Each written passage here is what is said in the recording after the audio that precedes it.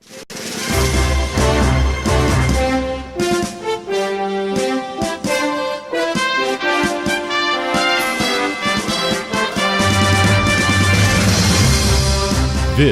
is Steve Laffey's Fixing America.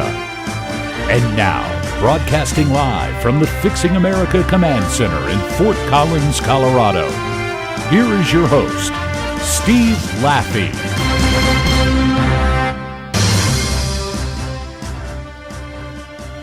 Hey, Steve Laffey here.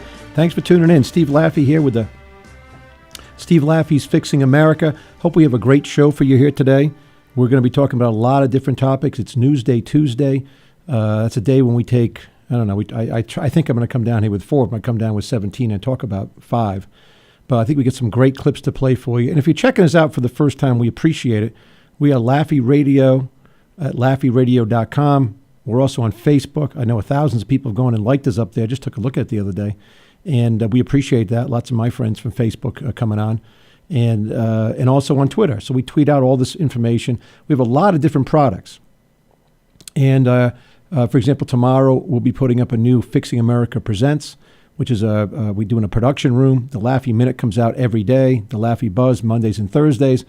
And that's the kind of stuff that you can talk to your friends about, get them to start listening and so forth. And, of course, the show that we do every day here from Fort Collins, Colorado.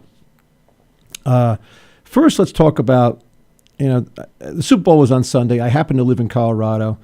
We had a bunch of people from my church over, and Denver lost badly. And everybody here was a huge Denver Bronco fan. I myself, I don't know if it's not an age thing because there's a lot of rabid people walking around with Denver or whatever. It could be anything, I grew up a Green Bay Packer fan in football.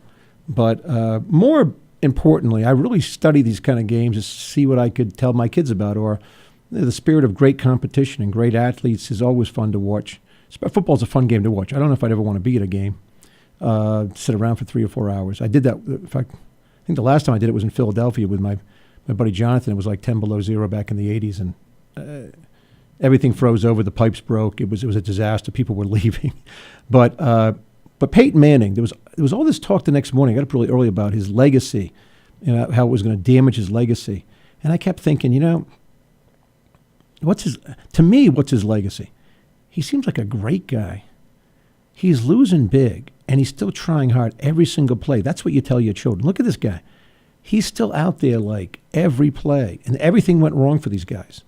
Then after the game, I'm reading where people are asking for autographs, and he's stopping to sign autographs. And he tells one guy, I can't sign it now. I'll sign it on the way back out. And he comes back out and signs an autograph for somebody. Not that I'm big into autographs at all, but he doesn't lose his cool. He's not committing a personal foul at the end of the game. He's not screaming into the microphone. He's not blaming his teammates. There's a guy, much like I would have been happy if they kept Tim Tebow, if they went 8-8, because he's a great guy. And so I would have been happy either way. But it's just, I like that. And so that's one of the reasons I like Denver, because the guys who run it, like John Elway, seem to be decent people who want to do the right thing for the fans, right thing for the game, so forth. So anyway, that's football. But it was one of the quietest games of all time. These poor people, they really had a situation. All the people, they were diehard Denver fans, and I like Denver. Don't get me wrong; they're my AFC team. But it's not that I care that much. But it was fun to watch with the whole church and so forth. Second topic, I'm going to get to a lot of these in the beginning because I never get to them. I'm going to do a whole show on regulation. I own a small amount of a company, a publicly traded company that had been a private company for many, many years. And I own a very little amount of the company. And I got a letter from the company, run by a friend of mine, a guy I used to work with. Great guy, great family. And they want me to comply with the annual reporting requirements of the Affordable Care Act. So here's what I want you to get. Not the banking laws, not some regulation that came about because of the disaster of 2008, Dodd-Frank or whatever they call it. This is the Affordable Care Act. So I have in my hands a document that they want me to fill out that basically says I'm not a doctor, a medical doctor. to sum it up, but it's Section 6002 of the Affordable Care Act requires implementation of a national disclosure program regarding financial relationships between manufacturers and physicians. And I don't have any legal. I don't have to send this thing back. It's not legal on me. I guess they just have to send it out and ask people. Think of this is a tiny company. It doesn't have very much revenue. Whether it makes it or not, the CEO is a great guy, a very talented guy. They've been trying for a long time. I think they will because he's very talented. But the fact that I got this in the mail means that there must be hundreds of thousands of people. And this company doesn't have the money. I mean, it has the money. It sent it out. To send it up, you start thinking about the regulation that's going on with this. Millions and millions and millions of dollars, and all the entrepreneurs who may just be thrown at their hands will say, "Why am I starting a company?" You know, hey, I've already been to the ring of starting up this thing. It's difficult, you know, all the stuff you got to do, and this isn't public, but I'm just out. I just can't believe that I got this thing. So if you have, I may do a whole thing on regulation because tiny little company having to comply with the Affordable Care Act when I mean, the company itself has something to do with medical. It's a medical device company, but millions and millions of dollars. What is Stryker sending out? What is name a big medical device company? What are they sending out to people in the mail? This is like $1 to mail, $50 to make up. People putting it together. They got to get it back. Someone's got to analyze it over and over. Regulation is killing our country.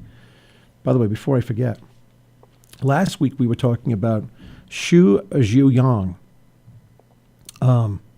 He was the guy that was sentenced to 4 years in prison for trying to help migrants in communist China.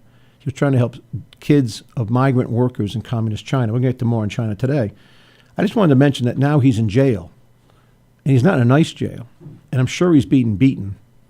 And no one will talk about him again until he gets out. These are the people we give the 40% discount to. The ones at jail, people trying to help children. Okay. Let's move on. Let's play our first clip. In fact, this is a sad note. I did want to comment. And I don't really know how to comment. I'm not a professional commenter on people's deaths. In the tragedies or what they call a tragedy or something. But Philip Seymour Hoffman, I did like him in a couple of movies. And I understand he's a great actor. And I guess he was a great character actor and became a very well-respected actor. Then again, it has nothing to do with someone's personal life. He leaves behind, I guess, 3 children.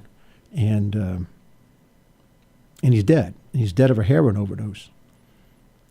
Seems to be. They found 65 full vials or full packages or whatever they sell heroin in these days. And 5 empty ones. And they found a needle in his arm. And I guess he had quit all this stuff back in his 20s before it became famous and then fell back into it is the thought process. And it's very, very hard to understand. At the same time, when I was thinking about doing this for the show, at the same time, last night, on the local news in Colorado, where they legalized pot, they reported there's a 900% increase in the seizure of heroin in the state of Colorado in the last couple of months. Like millions of pounds of it. Not millions, that's hyperbole, but pounds and pounds of heroin. Let's play this clip and we'll talk about it a little bit more. Hey guys, it's Brian. Unfortunate news to report today that Philip Seymour Hoffman has passed away. He was found in a New York City apartment of an apparent drug overdose. Sources are telling TMZ that they even found a needle in his arm. He was found dead in a Greenwich apartment Sunday morning in New York City.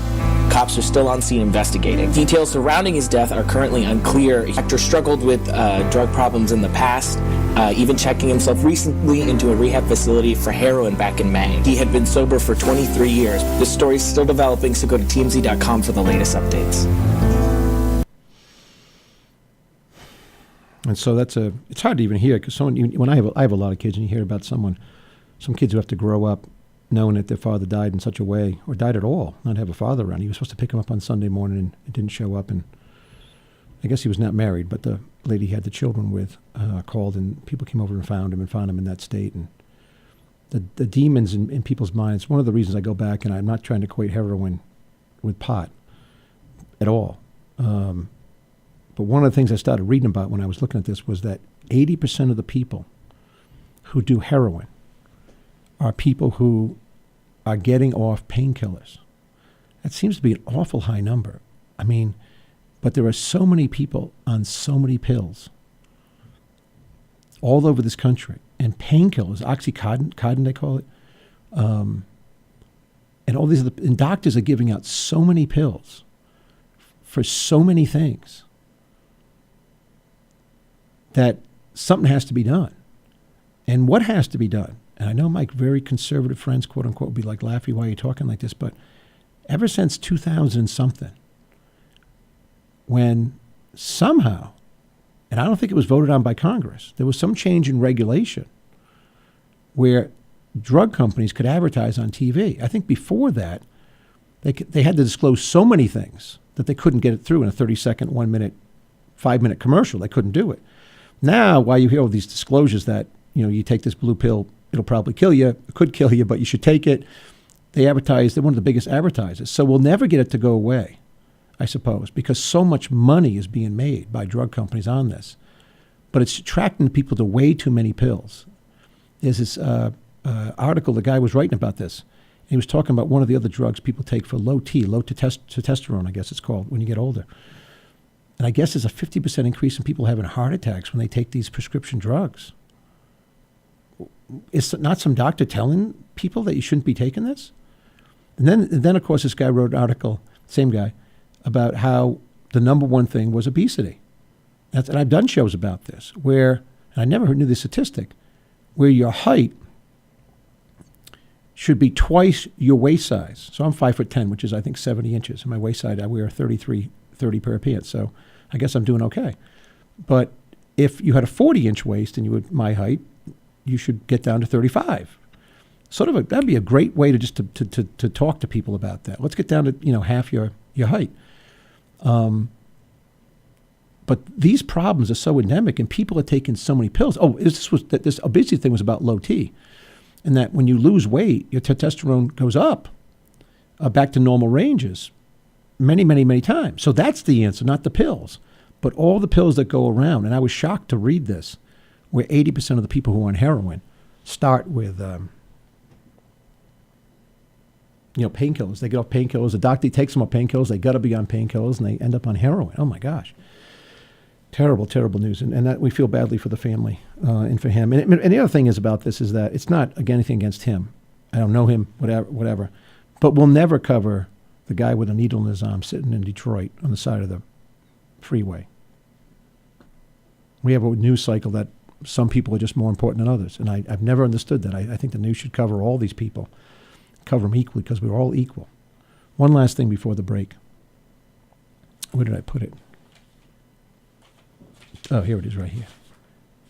We should have done a whole show on this. I didn't know this till now, but Dietrich Bonhoeffer, his birthday was today. And if you don't know who he was one of the great, he was a pastor, he was a theologian. He was a spy against the Third Reich, and he was killed by the Nazi interrogators. He was a minister. He got his PhD when he was very young in Germany. He was one of the real outspoken people against Nazi Germany, against Hitler. And he, many of the people around him were silent in Germany when they knew what was going on. This guy, he went away to England at the beginning of the war, or beginning of 33, 34. People criticized him going to England. He was trying to start this new type of church. I guess he was a great writer. And he wrote, "Silence in the face of evil is itself evil. God will not hold us guiltless. Not to speak is to speak. Not to act is to act." And at 39 years old, he'd gone back to Germany, which, amazing. He went from England back to America, and at 43, he went back. Of course, eventually he was prisoned. And about 2 weeks in front of the U.S. liberation, he was hung at 39. One of the great guys of all time, directly in heaven. Steve Laffey's Fixing America. It's Newsday Tuesday. We're going to come back with some longer topics. I want to get some of the, I never get them out of the way. And we're on Laffey Radio. Tune us in and share it with your friends. We'll be right back. Stay tuned. Steve Laffey's Fixing America returns after these commercial messages. It's 6:42 p.m. Time for Steve Plotto and his son Dylan to do the dishes. They talk about everything from the yuckiness of girls to the awesomeness of his soccer team. Sometimes they don't talk at all. Then, hey! The dreaded splash fight. It's Dad o'clock, and it's the best time of the day. Because the smallest moments can have the biggest impact on a child's life. Take time to be a dad today. Call 877-4DAD-411 or visit fatherhood.gov. Brought to you by the U.S. Department of Health and Human Services and the Ad Council. The call to serve. It has no sound, yet I have heard it in the whispered retelling of honorable sacrifices made by those who have served before me. The call to serve has no form, yet I have clearly seen it in the eyes of men and women infinitely more courageous and more driven than most. The call to serve has no weight, yet I have held it in my hands. I will commit to carry it close to my heart until my country is safe and the anguish of those less fortunate has been soothed. The call to serve is at once invisible and always present. And for those who choose to answer the call, for their country, for their fellow man, for themselves, it is the most powerful force on earth. America's Navy, a global force for good. I'm in almost every school bus and classroom. I go to school with your children. We say the Pledge of Allegiance together. You see me around the neighborhood and you tell me that I'm a pretty good kid. Well, I'm one out of every 5 children in America, and I'm struggling with hunger. This problem is closer than you think. My teacher tells me we can grow up to be whatever we want. I want to grow up to be someone who doesn't go to bed hungry. There's enough food in this country to feed everybody. Please visit feedingamerica.org today and find your local food bank for ways to help. Every dollar you donate helps provide 8 meals for kids like me, quietly struggling with hunger. Together, we are Feeding America, brought to you by Feeding America and the Ad Council.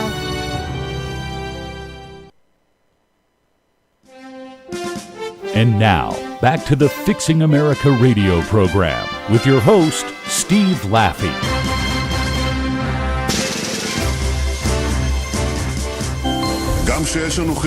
Even when we have disagreements with the United States, they always pertain to the matter at hand and are not personal. Prime Minister Benjamin Netanyahu of Israel strongly criticized those who are threatening a boycott of Israel over its policies toward the Palestinians. His remarks were a sharp retort to Secretary of State John Kerry, who warned a day earlier that the risk of boycotts would intensify should his current Middle East peace effort fail. In a swift response to the Israeli criticism, the State Department said that Mr. Kerry had always opposed calls for boycotts and expected all parties to accurately portray his record and statements.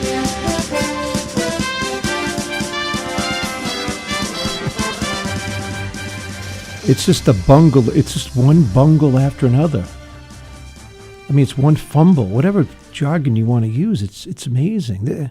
Here's that was Senator Kerry's office basically coming back from the state of Israel, criticizing and loudly criticizing the statement that Senator Kerry made in Munich. And I only have some of it here, but you've heard the retort that they're not for boycotts and so forth. But by the way, countries are for boycotting Israel, and we're going to get into this right now. Steve Laffey at Steve Laffey. Fixing America at LaffeyRadio.com here. And it's Newsday Tuesday, so I can do whatever I want here. So let's just talk about this. At Munich Security Conference on Saturday, Secretary of State Kerry said, "You see, for Israel, there's an increasingly delegitimizing campaign that has been building up. People are very sensitive to it. There are talk of boycotts and other kinds of things. Are we all going to be better off with all that?" Intelligence Minister on Sunday said Israel cannot be pressured to negotiate with a gun against its head and that Kerry's remarks were offensive and unacceptable. Well, some people read that and say, well, they weren't offensive or unacceptable. Well, the talk of boycotting from European countries, from other countries, of boycotting Israel, unless they come to some agreement over Palestine and Palestinian state, is very real. If you're the Secretary of State, I would hope that you would just simply say, listen, talk of a boycott against Israel is a talk of a boycott against America. Any country that boycotts Israel, we will not trade with. Wouldn't that go over a little better? Wouldn't that make then there wouldn't be any boycott, by the way. What do you think, the people in France or whatever country who are thinking about this kind of thing? No, they're not going to do that. America's by a factor of 2, and especially when China makes up some of its statistics, by a factor of 2, is still the largest economy in the world. So maybe 40 years from now, at the rate we're going, no one will care, and we won't go at that rate forever, this disastrous rate, disastrous economic growth. But right now, that just snaps everybody to attention. But this administration can't do that. It's not even they want to please all people. It's you have to come to this conclusion. They don't like Israel. They are pro-Palestinian, pro-Muslim Palestinian. That's what they are. That's what this administration is. We've never had one like this, ever. I mean, from the creation of Israel, the 40s, till today, not Democrat, not Kennedy, not Republican, not Nixon, not Eisenhower, nobody running for president. I mean, there are very few Senate races where people who are pro-Israel have to really get involved in because the person running is a pro-Palestinian. But that's what's going on today in Israel. And you must, I said this before, you must wonder. I mean, these people are surrounded. They're just surrounded. And so, by the way, the Times wrote a giant article about this. Let me just take a couple of points out of it. So I want to. Netanyahu says attempts to impose a boycott in the state of Israel are immoral and unjust, and he's right, by the way. First, they caused the Palestinians to adhere to the intransigent positions and thus push peace further away. And second, no pressure will cause me, this is Netanyahu, not me, to concede the vital interests of the state of Israel, especially the security of Israel's citizens. For both these reasons, threats to boycott the state of Israel will not achieve their goal. And they won't. So Kerry backed off these remarks. But it's the blind leading the blind out here. I mean, they really don't seem to have any idea what they're doing. Why would you say that? Unless there's a plan. Unless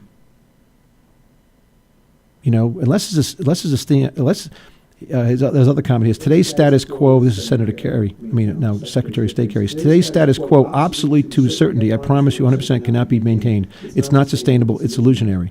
He added, you see, for Israel, there's an increasing delegitimization of a word I can't say, obviously. Campaign that's been building up. He says it over here, too. People are very sensitive to it. There are talks of boycotts. Some European supermarket chains are already shunning agricultural produce from Jewish settlements in the West Bank. Oh, my gosh.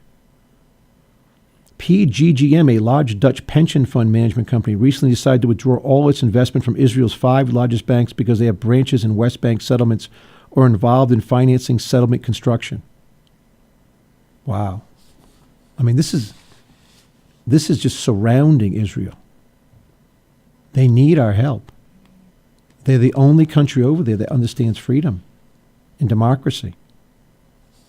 It just goes on and on. So by the way, the question then becomes, are the Palestinians ever going to be someone that you can deal with?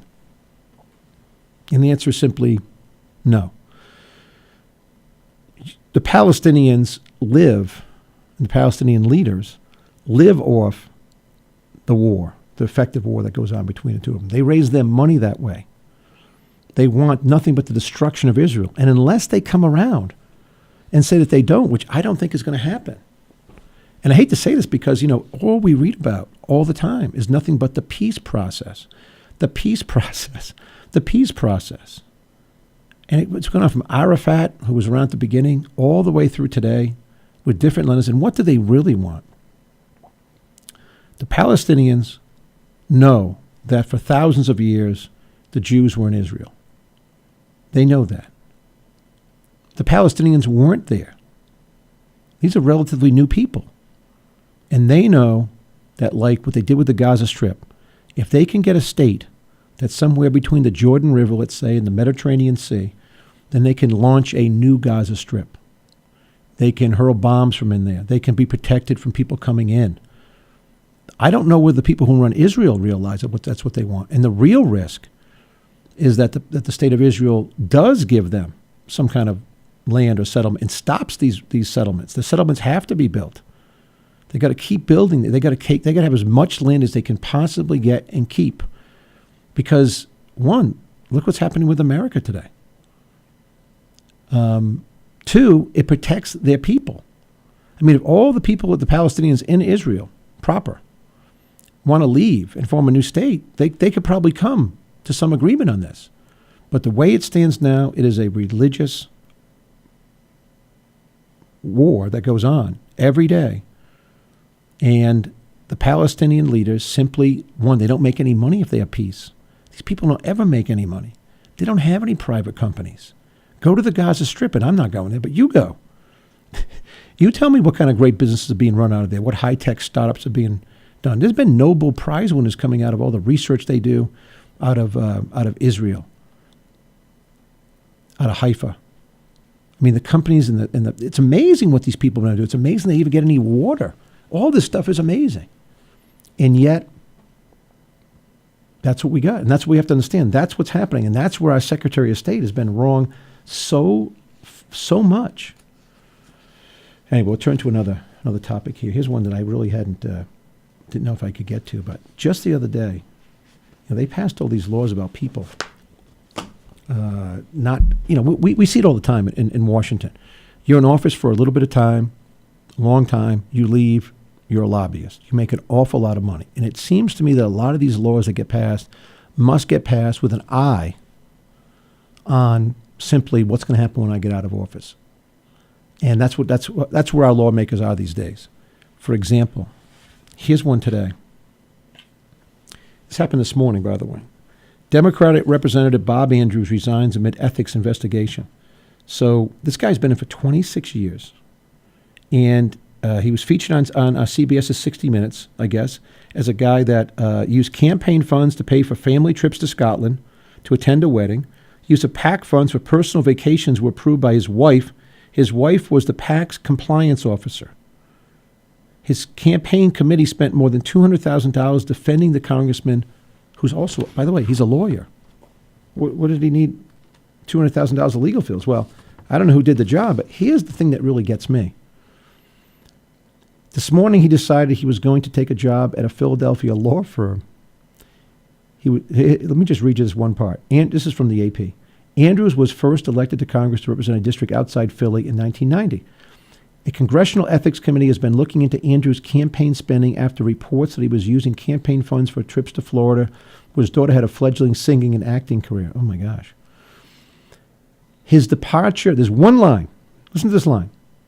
His departure will end that inquiry. Why? The man was doing things that were illegal. Why does his departure end the inquiry that's going on right now? I don't know the answer to that. It seems as though if he was doing something wrong,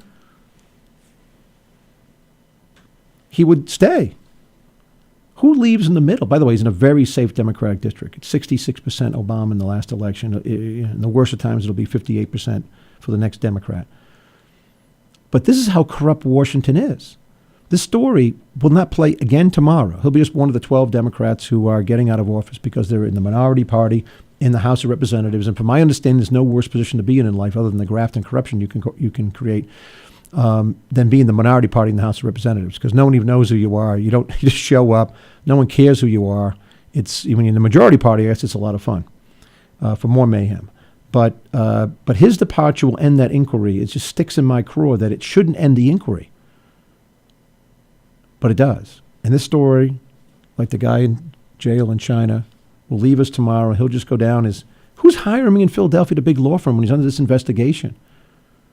Possibly the law firm that's paying $200,000 in legal fees to defend him? Steve Laffey, Steve Laffey's Fixing America. Don't forget we're on Facebook and Twitter under Laffey Radio.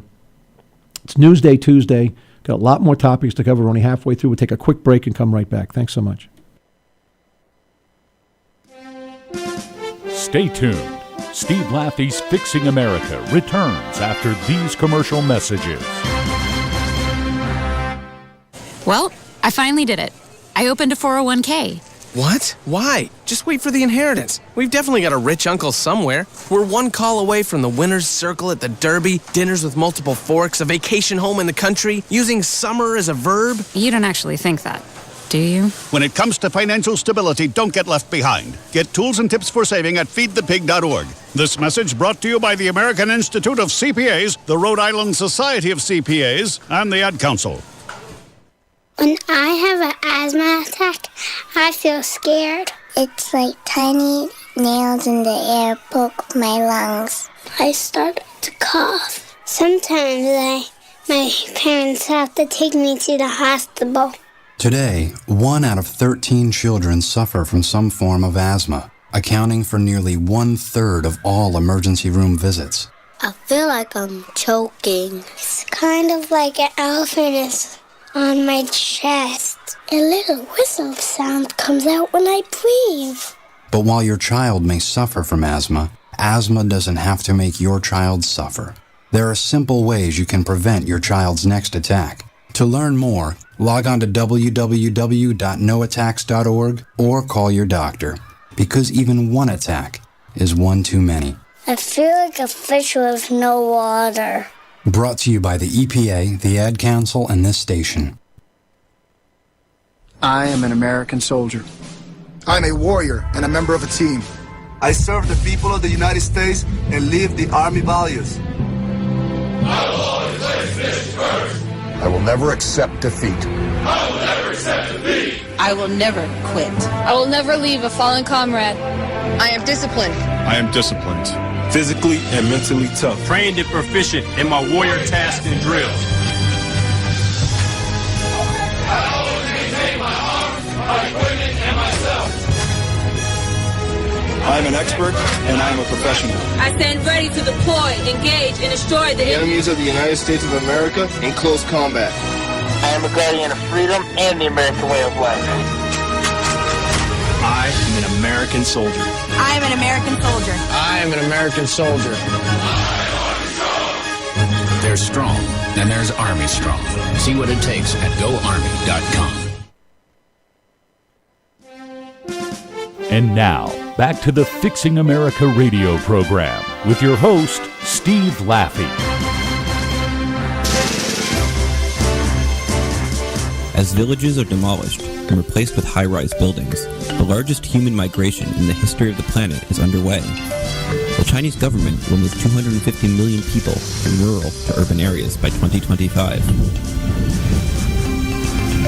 But as village life gets buried in China's past, it could be more than just homes that are lost.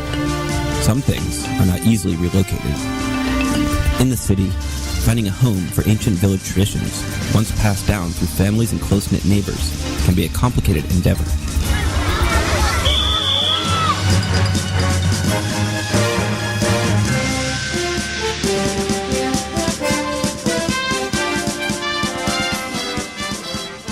Yeah, there's the country we give the 40% triple discount to, Communist China. And that's just a little video. And it's couched in this, like, people losing their musicians thing. But if you notice, there's 250 million people being moved without their rights being protected, involuntarily being moved to cities. So families being split up.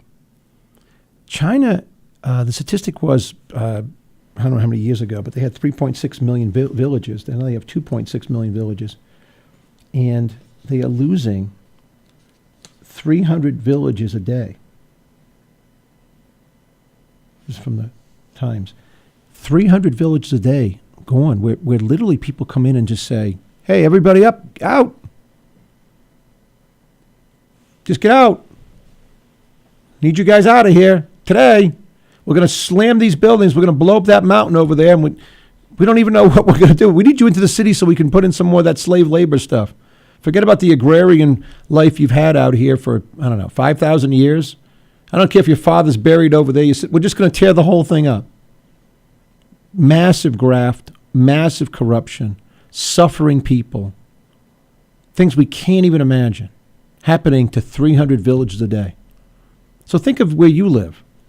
Think of something like Alt out here. Gone. Alt, A-U-L-T is a little, they don't call it a village, it's a little town. Eaton, E-A-T-O-N. Look up in Colorado. Gone. Back where I'm from, downtown Burrillville, Rhode Island, out in the outskirts, or Hopkinton, Rhode Island. Gone. Collierville, when I lived out in Tennessee. South Haven. Gone. Just gone. People just don't, by the way, they don't come in and say, by the way, here's a train money. They say, I think they just point, like, go over there. Just start walking like 500 miles that way. It's a big city. We built some buildings, and we'll give you a building for a while because we got these empty buildings we've been building because we don't want to tell everybody that the whole economy is built based upon us building more buildings and it's going to collapse. So we got to subsidize the steel company. And oh yeah, but America is still letting us send all the stuff to them at 40% off. Now, and by the way, if we're dealing with Canada and they got a problem with some lumber, they're our ally. I can see like saying, and I know the lumber people in America would want to hear this, but oh man, they're really suffering. Let's give them 10% off. They're our friends. They live to our north. We get along great with them. We love them. But we don't, by the way. But with Communist China, it's 40% off. Every day of the week, 40% off. And it gets worse. It's not just about that. It's about that attitude in Communist China and how it's affecting what's happening in the relationships with Japan and South Korea and over there. So I thought I'd just stop and go back and say, like, let's just take back to December. Forget about the air defense identification zones that have been set up for a second. Don't forget about it. But let's just say Communist China is looking for an excuse. They want control of the air and the sea, and they're hoping they can get it before Japan really wakes up and rebuilds their military. And they're hoping that America just stays asleep like we did before Pearl Harbor, which we are doing. And they're testing missiles, the hypersonic missiles that we can't defend against once they put them in. We just don't have any defense for it. So Abe, the Prime Minister of Japan, I'll just take this in 4 steps. I just grabbed some old articles. This is not old. This is like December 26th. He visits a controversial shrine that honors, here's a title, by the way, war criminals. It's actually a giant military or cemetery place, and it has some war criminals in it, I guess. But it's controversial because I guess it has some in that were hurting Chinese people, which is terrible.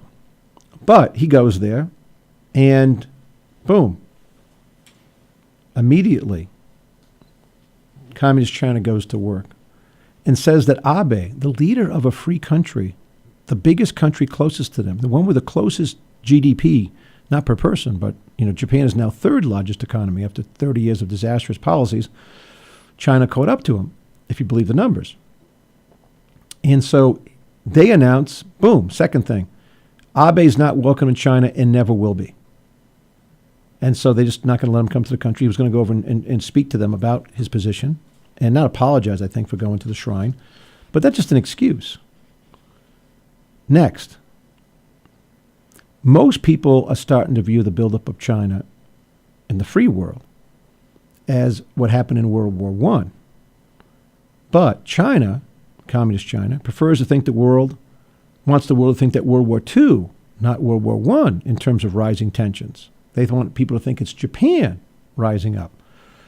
And so they go out of their way to compare the tensions to World War II, whereas most people understand that this is really more like World War I. And they go out of their way to denounce everybody. I mean, listen to this. China's propaganda machine resolutely denounced Mr. Abe's remarks, and more than 40 Chinese ambassadors in recent months have penned op-ed articles or appeared on television shows in their host countries to repeat the same party line.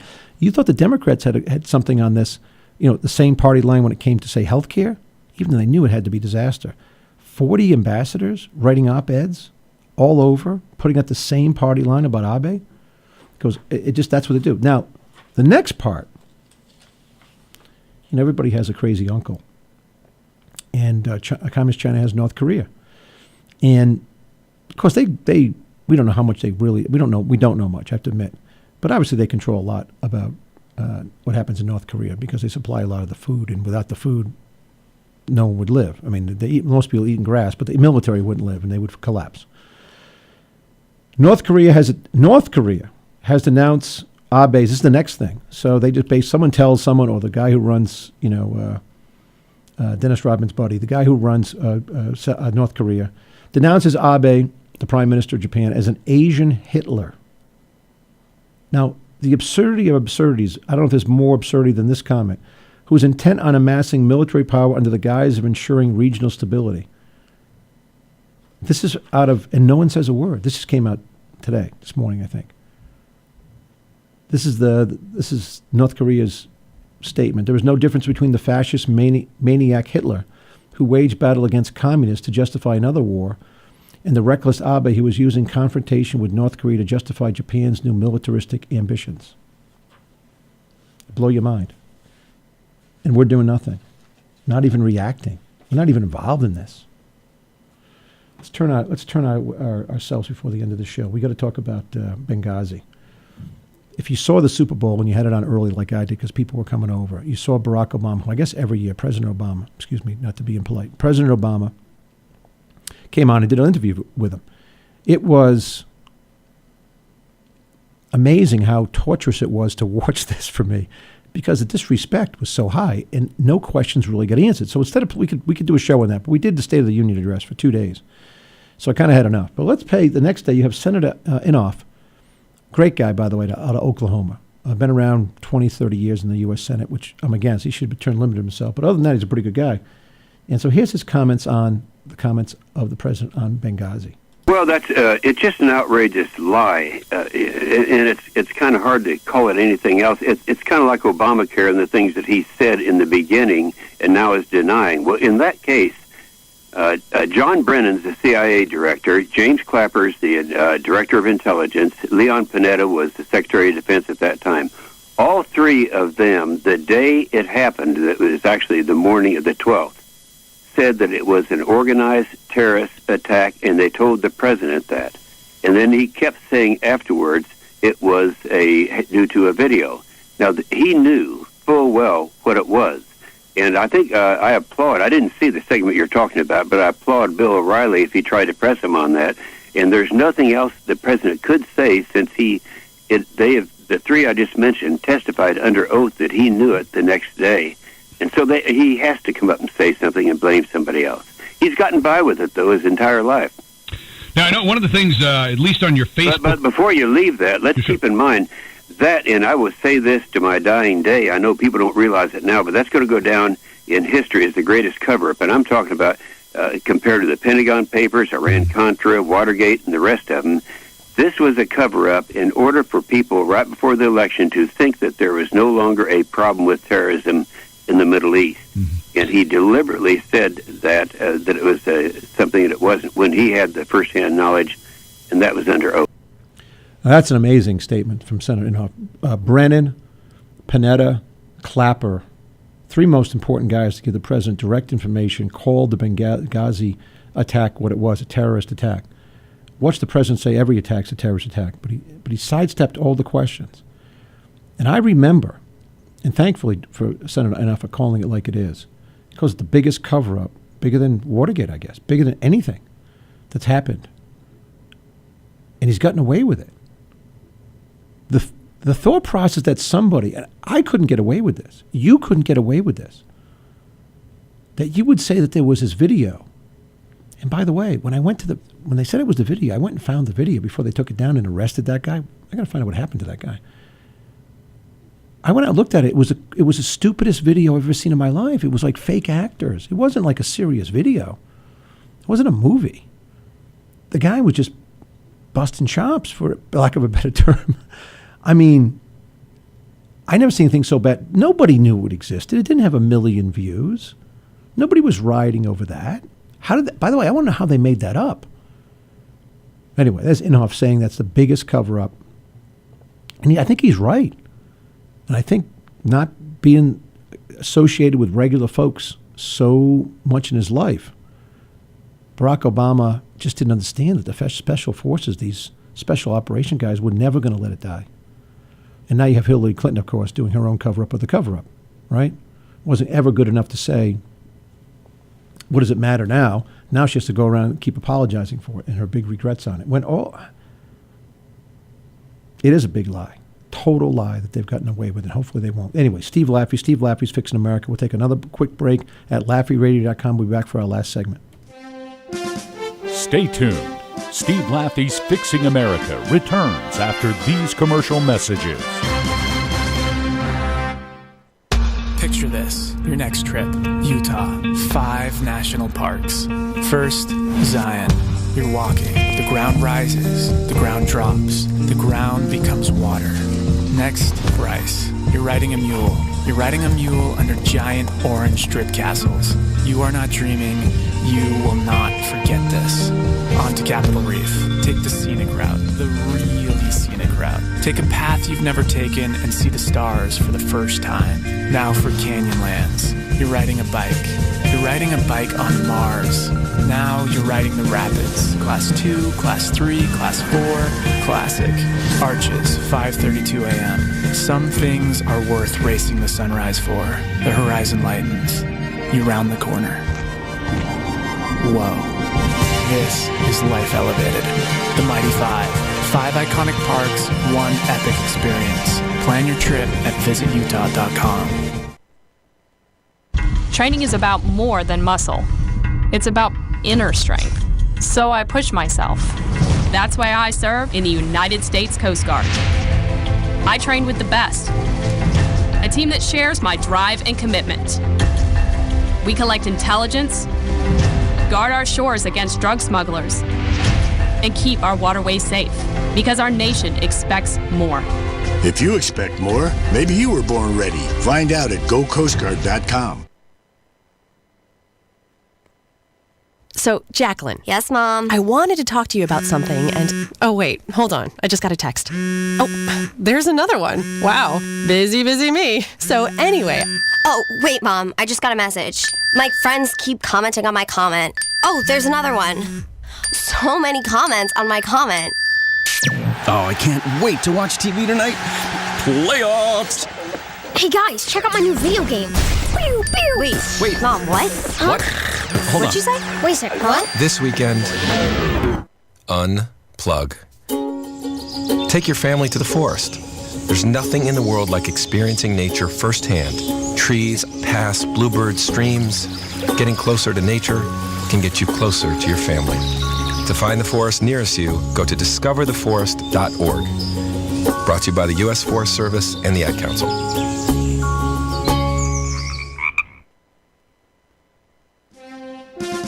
And now, back to the Fixing America radio program with your host, Steve Laffey.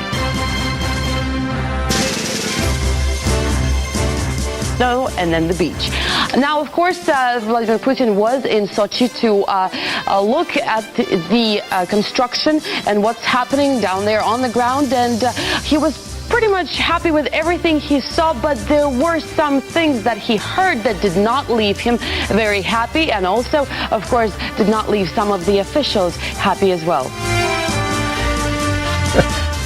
This is one of the all-time funniest things. That was Russian television, by the way. And so the lady is trying to explain that Putin, who's her ruler, is happy with everything, except for a couple of things. I mean, he's really happy. He's happy when he goes up there and so forth. And this is about the Sochi Olympics. And, of course, he's not happy. It doesn't seem like at all when he gets there. He's not happy with what's going on, especially with one guy who's supposed to build the ski jump operation. And so his name is Balalov. And so he has a brother, by the way. Ahmed is his brother. So Mr. Balalov, he's one of the oligarchs, a smaller one than, say, some of the bigger ones and some of the guys who have gotten jailed and so forth who run afoul. But this Olympics is used as a showcase now. Like we're going to talk this all day on Thursday, but like we showcased Communist China in 2000 and something, and we showcased Nazi Germany in 36. It's amazing that this Olympics could have been built here. Now they have all the problems with the Chechens people and the possible damage that could be done, and the buildings that have exploded so far. But Putin, and this is one of the all-timers, is he shows up and he knows, listen to this next clip, he knows that things are wrong. And he's going to ask specifically to a translator. You're going to hear the translator's voices. But let's play this clip of what Putin's really thinking when he gets out there, because it really is one of the all-timers. Here we go, clip 2. Are there any cost overruns? Yes, a serious increase in costs. But since they use their own funds for the construction... Whose own funds? It's financed by the funds of Krasny Polyana. Who's the shareholder of Krasny Polyana? Sberbank. So it's largely financed at the expense of Sberbank? Yes. And these cost overruns are paid for by Sberbank? Yes, it's Sberbank. What are the costs? This whole facility cost... What's the overrun? Initially, we were assessing the amount of the loan. What's a rough estimate? The initial price was 1.2 billion. Now it's 8 billion. 1.2 billion has turned into 8 billion? Yes. Well done. Good work. Let's move on. That's Putin. It's not Putin's voice, by the way. It's a translator. But it's Putin saying, well done, good work, let's move on. He's totally out of his mind, upset. It's sarcasm. I guess this went wild over in Russia, this clip in Russian. But the people who he's talking about are it's his brothers. It's this guy, Bilolov. Well, in their world, in a world that we now sort of accept that he's sort of a leader. I don't, but our government does because we're letting them run Syria, the Syrian operation, getting the chemical weapons out, even though they send all the weapons to Syria. Why we're doing that, I have no idea. We just have no foreign policy. So here's Putin, who's been micromanaging this whole thing, which started off at being $12 billion, the whole thing. They were talking in rubles. It's now $50 billion. But it's his way to pay back all the big support he gets from the oligarchs. It's about a third of this money is totally now back in Switzerland. Maybe a quarter. But there's got to be $10 billion made off of this by massive corruption. But when he finds someone who actually isn't doing what he said to do, or how he said to do it, he doesn't go after all of them. He picks out somebody. He picks out the Bulov brothers. And it turns out that these guys have to flee the country. Now, Barack Obama has a totally different management style. If you saw him talking about healthcare.gov and about Kathleen Sebelius, the former governor who runs the operation for healthcare in this country, and the massive failed operation that happened when the website still doesn't work. People still aren't signing up. The state exchanges don't work. The system doesn't work. It's too complicated. They hired the wrong people. $700 million down. Barack Obama has a different tack on management style. He didn't fire anybody. He didn't do anything to him. Now, in Russia, by the way, the rebuke stunned the Bilovs, the brothers team, who soon left Russia. People close to them say, Ahmed, the other brother, later told a Russian news agency that he was suffering from mercury poisoning that occurred before he left Russia. So he was poisoned, which they've done before. He couldn't explain how he was poisoned. The other brother, Mogamed, he sold his stake in that ski slope operation that went to 8 billion rubles. And he's just staying out of the country, hope he can go back. And these guys will be lucky to be alive in the next couple of years when someone finds them and poisons them, or they'll just die in a car crash or something like that. So that's one style of the autocrat, of the dictator. Barack Obama is the other one, where no one's ever responsible in the progressive movement. They're all trying. So if they're all trying, it's the best we can do. Nothing else we can do. There's some style in the middle where you got a Jack Welch at GE who removes the bottom 10% of the people every year for their own good, every other year. That's what he did at GE. That was one of his styles. And he always thought, it's better for them. Not just better for me, it's better for them. Anyway, we're going to spend a lot more time on Russia on Thursday and talk about how this Olympics got done. But for now, we'll leave it. But one of the all-time lines has got to be, well done, good work, let's move on. Sarcastically. Let's go back. I want to play one other thing before a lot of people have been talking about the stock market's down. I very rarely talk about it. I spent a lifetime in it. Helped run as president of a $500 million revenue investment banking firm. Picked the stocks for 5 years for the company, basically in the focus list. They did very well. Of course, we're in a bull market, but even relatively did very well. So we did fine. So that's what I did for a living, basically, for a long time. But here's a little clip about what's going on in the stock market. And the guy speaking, actually a guy, I want to tell you about him afterwards, Arthur Cashin, who still works for UBS, which was Payne Webber, where I started my career. Art, what do you make of how the market's responding here as we head toward the close here? Well, I think the key indicator I'm looking at is the yield on the 10-year. Right. And that's telling me that this is more than weather-related, that there are deeper portions to what's disturbing the market. And I think it may be things like continuing in the emerging markets and the fact that maybe some of the temporary weakness is not weather-related. So I'm going to keep following that yield. It's going to be critical. Well, we saw a new wrinkle today, Art. I mean, in addition to concerns about emerging market, that ISM number, notably weaker than expected, has raised some concerns about whether the U.S. economy might be a little bit weaker, maybe perhaps including the consumer. We saw Ford's numbers, generally a little bit disappointing. Now, they don't seem very worried. The Ford executive said, we don't think that this is a big issue. We think it's probably weather-related, but obviously the market is not entirely buying that argument. No, the market's, I think, divided into three influences. One, the weak economic data that you got in the ISM. Second, the internal technicals. When we broke 1770, we began to spiral downwards. So that's important. And again, finally, harking back, that yield on the 10-year is not behaving as though everything's copacetic. It looks like there may be something out there that maybe we don't even see quite yet. But Arthur, I'm always so happy when I hear or see Arthur Cashin, because he it's a great story. He used to always bring into work, and he's a genius of writer. He's a genius writer. He wrote a one-page script every day, probably still does.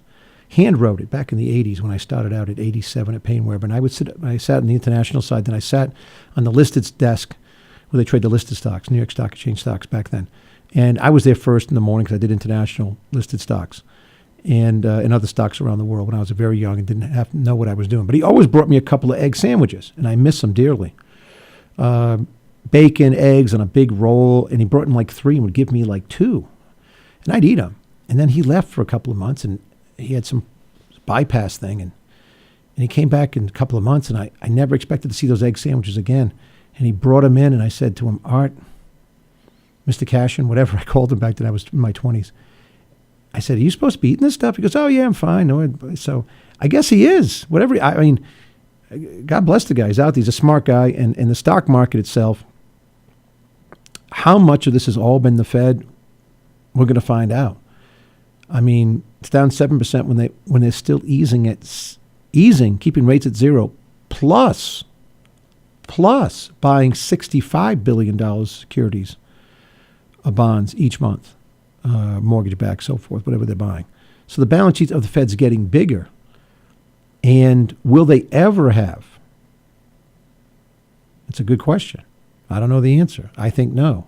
Will they ever have the guts to keep doing it in the face of a weaker economy? And remember, I've talked about this. There's a couple of things that can happen.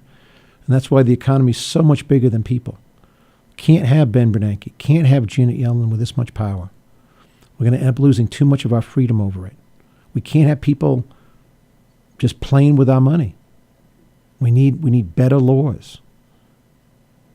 But that's what listen, I don't ever get involved in telling people what to buy. I remember this one time, and I learned my lesson. I used to run the focus list for Morgan Keegan, and someone asked me about a company called, I think it was Cree Research.